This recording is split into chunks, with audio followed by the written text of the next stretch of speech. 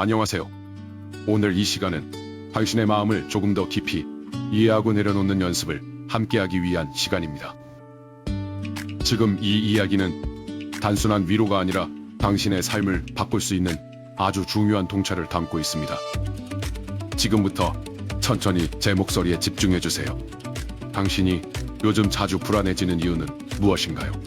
혹시 마음속에서 계속 놓지 못하는 기대가 있기 때문은 아닐까요?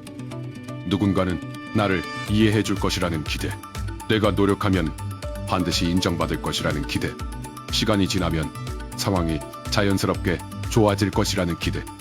이러한 기대들은 우리를 앞으로 나아가게 하는 힘이 되기도 하지만 동시에 우리를 가장 깊이 괴롭히는 원인이 되기도 합니다. 한 사람의 이야기를 들려드리겠습니다. 그는 평범한 직장인이었습니다. 가족을 위해 누구보다 성실하게 살아왔고 맡은 일에 최선을 다했습니다. 상사의 지시를 묵묵히 따르고 동료들을 배려하며 늘 책임감 있게 행동했습니다. 그의 마음속에는 하나의 믿음이 있었습니다. 이 정도로 노력하면 언젠가는 반드시 인정받을 것이다. 하지만 현실은 달랐습니다. 승진은 다른 사람이 차지했고 그의 노력은 당연한 것으로 여겨졌습니다.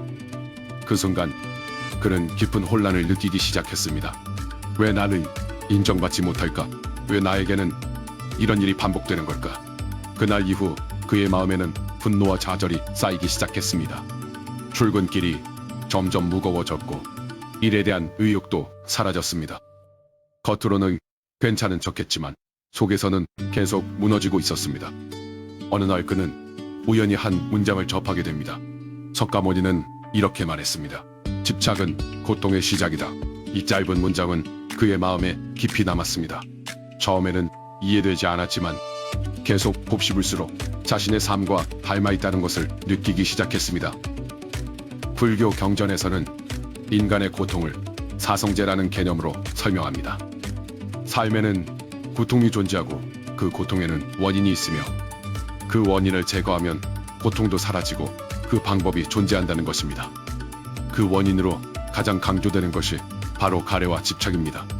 그는 자신의 삶을 다시 돌아보기 시작했습니다. 나는 왜 이렇게 괴로운가? 정말 상황 때문일까? 아니면 내가 원하는 결과가 나오지 않았기 때문일까? 이 질문은 그의 마음을 크게 흔들었습니다.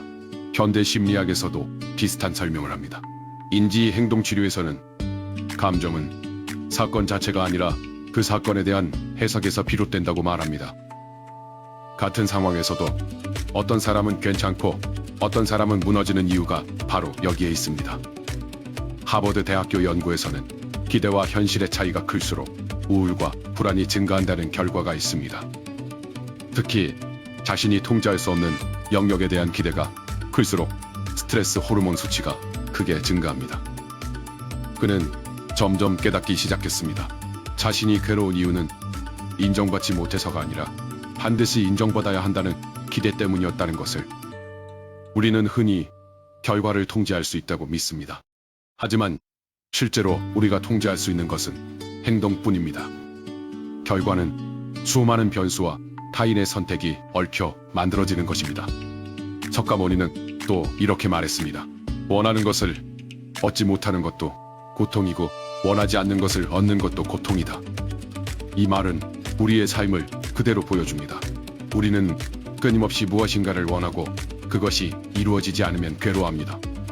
그렇다면 우리는 어떻게 해야 할까요? 기대를 완전히 버려야 할까요?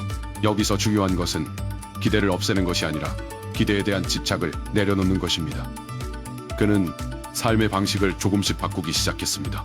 결과를 바라보며 불안해하기보다 오늘 할 수 있는 일에 집중했습니다. 하루를 마치며 스스로에게 물었습니다. 나는 오늘 내가 할 수 있는 최선을 다했는가? 이 질문 하나가 그의 기준을 바꾸기 시작했습니다. 처음에는 여전히 불안했습니다. 비교하는 마음도 쉽게 사라지지 않았습니다. 하지만 그는 반복했습니다. 나는 지금 내가 할 수 있는 것을 하고 있다. 이 단순한 문장은 그의 마음을 조금씩 안정시키기 시작했습니다. 심리학에서는 이것을 수용이라고 부릅니다. 수용은 포기가 아니라 현실을 있는 그대로 받아들이는 힘입니다. 이 힘이 커질수록 우리는 불안에서 점점 벗어나게 됩니다.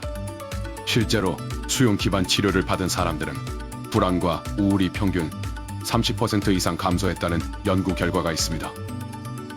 또 다른 이야기를 하나 더 들려드리겠습니다. 한 어머니가 있었습니다. 그녀는 자녀가 반드시 성공해야 한다는 강한 기대를 가지고 있었습니다. 좋은 학교, 좋은 직장, 안정된 삶, 그것이 아이를 위한 사랑이라고 믿었습니다. 하지만 아이는 점점 지쳐갔습니다. 기대에 부응하지 못할까봐 두려워했고 자신을 점점 잃어갔습니다. 어느 날 아이는 말했습니다. 엄마, 나는 따로 살고 싶어. 그 순간 어머니는 큰 충격을 받았습니다. 자신이 사랑이라고 믿었던 것이 사실은 아이를 힘들게 하고 있었다는 사실을 깨닫게 된 것입니다. 그녀는 조금씩 내려놓기 시작했습니다. 아이를 있는 그대로 바라보기 시작했습니다. 그리고 놀랍게도 그때부터 아이의 표정이 달라지기 시작했습니다. 기대가 사라진 자리에 진짜 관계가 시작된 것입니다. 아버지, 어머니께 말씀드리듯이 조심스럽게 전해드립니다. 우리는 너무 오랫동안 기대를 붙잡고 살아왔습니다. 그래서 놓는 것이 두렵습니다. 하지만 내려놓는다는 것은 잃는 것이 아니라 자유로워지는 것입니다. 지금 이 순간 당신의 마음을 한번 바라보세요. 어떤 기대가 남아있나요? 누군가가 나를 인정해 주어야 한다는 생각, 내가 원하는 결과가 반드시 이루어져야 한다는 믿음, 그 기대를 부드럽게 바라보세요. 그리고 스스로에게 말해주세요. 이것이 이루어지지 않아도 나는 괜찮다. 이 문장은 당신을 약하게 만드는 것이 아니라 오히려 강하게 만듭니다. 석가모니는 이렇게 말했습니다. 모든 것은 변한다. 지금의 상황도, 감정도, 생각도 결국은 지나갑니다. 그러니 너무 붙잡고 있지 마세요. 이제 천천히 호흡에 집중해 보겠습니다. 숨을 들이마시고 천천히 내쉽니다. 들이마시면서 생각합니다. 나는 지금 이 순간을 살아가고 있다. 내쉬면서 생각합니다. 나는 내려놓을 수 있다.